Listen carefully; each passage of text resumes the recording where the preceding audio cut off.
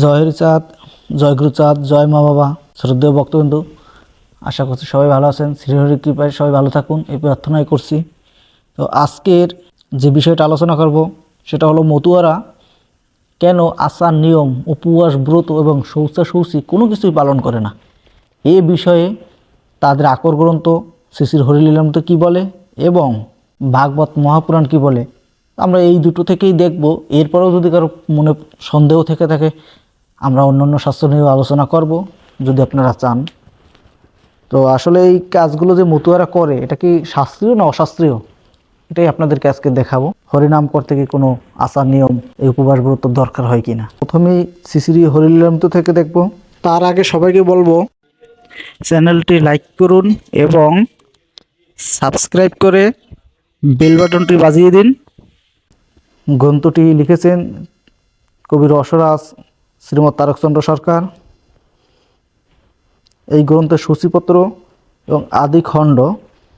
গ্রন্থটি লিখেছেন কবি রসরাজ শ্রীমৎ তারকচন্দ্র সরকার। সূচিপত্রের মধ্যখণ্ড তৃতীয় তরঙ্গের গোস্বামী দশরথোপাখ্যান আমরা দেখব। এই হলো গোস্বামী দশরথোপাখ্যান। তো আমি কয়েকটা কথা সংক্ষেপে বলি, কারণ উপাখ্যানটা অনেক বড়, আপনারা পড়ে নেবেন। আমি ভিডিওর দিক খেয়াল করে যাতে ভিডিওটা বড় না হয় সেই জন্য সংক্ষিপ্তভাবে করার চেষ্টা করছি। তো সেই জন্য কয়েকটা কথা বলছি আপনাদের বোঝার স্বার্থে। এই যে দশরথ নামে সাধু পদ্মবিলাসী তত্ত্বজ্ঞানী হরিনাম মত্ত অহর্নিশি, অর্থাৎ এখানে দেখবেন যে উনি যে সত্যবাদী জিতেন্দ্রীয় পুরুষ রতন করে একাদশী ব্রত তুলসী সেবন, অর্থাৎ উনি এত বড় একজন বৈষ্ণব ছিল। উনি সব সময় স্নান পূজা ইত্যাদি নানা ধরনের ব্রত উপবাস সব কিছু করতো, একাদশী কোনো কিছুতে উনি বাদ দিত না। কিন্তু এক পর্যায়ে ওনার দৈবযোগে জ্বর হয়, কিন্তু সেই জ্বর আর কোনো ক্রমেই কমছে না, কারণ ওনার ভিতরে একটা অহংকার থাকে যে এই হরিনামের উপর একটা অহংকার থাকে। আমার হরিচাঁদকে উনি জেনেও সেখানে আসছে না, তাকে মনে মনে একটা হিংসা উনি করতো। তো এক পর্যায়ে যখন ওনার এই জ্বর কমছে না, কোনো আচার নিয়মে কোনো কিছুতে কমে না, কোনো ওষুধে কোনো কিছুতে কমছে না, তখন তিনি মনে মনে ভাবলেন একদিন আমি শ্রী হরিচাঁদ ঠাকুরের কাছে যাই। তিনি যখন আমার ঠাকুরের কাছে আসে সব কিছু ভুলে, ওনার সাধুত্ব, ওনার এই অহংকার সব কিছু ভুলে যখন ঠাকুরের কাছে আসে, তখন আমার ঠাকুর তাকে কি নির্দেশনা দেয়, কি উপদেশ দেয় আমরা সেখান থেকে দেখব। দেখুন, আমরা এখান থেকে শুরু করছি। প্রভু বলে, তুমি তো দশরথ বিশ্বাস, তুমি তো বিশ্বাস, আমি বড় অবিশ্বাস। তন্ত্রে মন্ত্রে শৌচাচারে না হয় বিশ্বাস, কেন বা আসিলি বাসা আমার নিকটে, তুই শুদ্ধাচারী মোর ও শৌচ নাই মোটে। 3 বেলা সন্ধ্যা করো আর স্নানাহিক, স্নান পূজা সন্ধানহিক মোর নাই ঠিক। কুকুরের উচ্ছিষ্ট প্রসাদ পেলে খায়, বেদ বিধি শৌচাচার নাহি মানি তাই।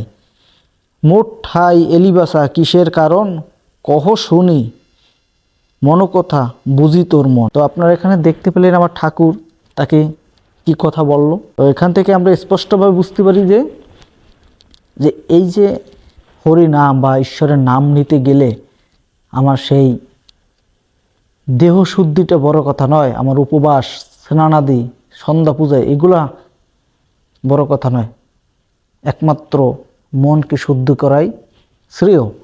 এ কথা আমরা পরবর্তী গিয়ে ভাগবতে দেখব, একটু পরেই আমরা দেখাবো।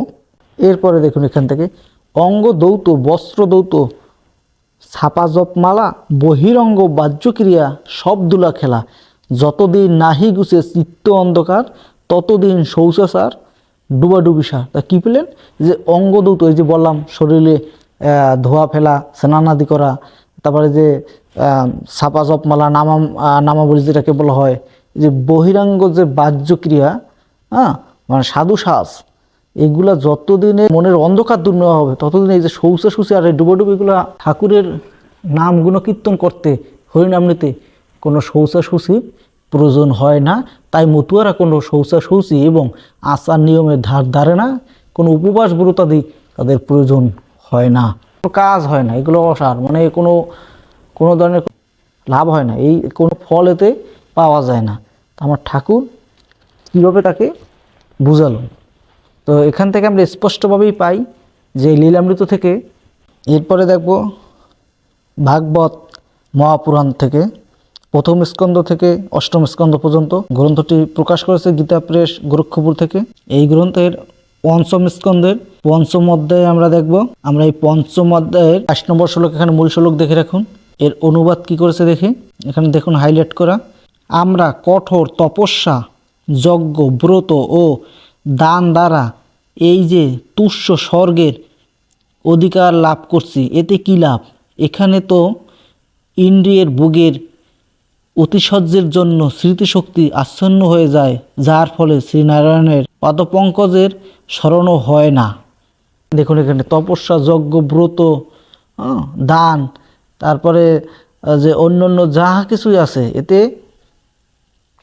সেই যে শ্রীনারায়ণ শ্রীহরি তার পাদপঙ্কজ যে স্মরণ, সেই স্মরণটুকু এর দ্বারা হয় না। তারপরে কি আছে দেখুন, এই শ্রীমদ্ ভাগবতের আমরা ষষ্ঠ স্কন্ধে চলে আসলাম। ষষ্ঠ স্কন্ধে দ্বিতীয় অধ্যায়ে আমরা দেখব। এখানে আপনারা 11 নম্বর মূল শ্লোক দেখে রাখুন এবং এই 12 নম্বর শ্লোকটাও আপনারা দেখে রাখুন। অনুবাদ কি করেছে এখানে দেখুন। বিদার্থবাদী বড় বড় মুনি ঋষিগণ পাপনাশের জন্য কৃচ্র সাধন, অর্থাৎ এখানে কৃচ্র সাধন মানে কষ্টদায়ক সাধন, যেগুলোকে আমরা এই যে একাদশী বা নানান ধরনের উপবাস যেগুলো আছে কষ্টদায়ক, এগুলোকে বলা হয় কৃচ্র সাধন। তারপরে দেখুন চন্দ্রায়ণাদি ব্রত ইত্যাদি বহু রকম প্রায়শ্চিত্তের বিধান দিয়েছেন, কিন্তু সেই সব প্রায়শ্চিত্তে পাপীর সমূল শুদ্ধি ততটা হয় না। মানে নির্মূল হয়ে যায় না কোনো জিনিস। এই যে আপনার মনে যে অন্ধকার, এটা কোনোভাবে নির্মূল হয় না এই সব করেও। কীতে হয়? ভগবান নামে তার নাম সংযুক্ত পদাবলী উচ্চারণের দ্বারা তা হয়। কি? ভগবান নাম, যে হরিনাম, এই যে হরিনাম, এই হরিনামের দ্বারাই একমাত্র সেটা সম্ভব, সমূলে সেই পাপকে বিনাশ করা। কারণ ভগবানের নামের দ্বারা পবিত্র কীর্তি, ভগবানের গুণাদি বিষয়ের উপলব্ধি হয়। তাহলে আমরা লীলামৃত যে কথা পেলাম, শিশির হয়েছেটা যে কথা দশরথ বৈরাগীকে বলল, সেই একই কথা আমরা এখানে ভাগবত মহাপুরাণ থেকেও, সেই ভাগবত থেকেও একই কথা পেলাম। কোনো পার্থক্য নেই, কোনো বিভেদ নেই, কিন্তু আমরা না জেনেই শুধু আমরা বিভেদ করছি। তাই আগে শাস্ত্র জানতে হবে, শাস্ত্র অন্যকে জানাতে হবে, এটা সবার দায়িত্ব। এরপরে দেখুন এখানে সেই ভাগবত মহাপুরাণের ষষ্ঠ স্কন্ধে দ্বিতীয় অধ্যায়ের যে ব্যাখ্যায় এখানে কি লিখেছে, এখানে এই ভাগবত যিনি ব্যাখ্যা করেছেন তিনি এখানে অনেক রেফারেন্স দিয়েছে। দেখুন এখানে এই মূল শ্লোক দেখে রাখুন, এখানে মূল শ্লোক এই, আর এই মূল শ্লোকের অনুবাদে কি আছে এখান থেকে দেখুন। দেশ কালের কোনো নিয়ম নেই, শৌচ অশৌচ অর্থাৎ সূচিত অসুচিতা নির্ণয়েরও কোনো প্রয়োজন নেই।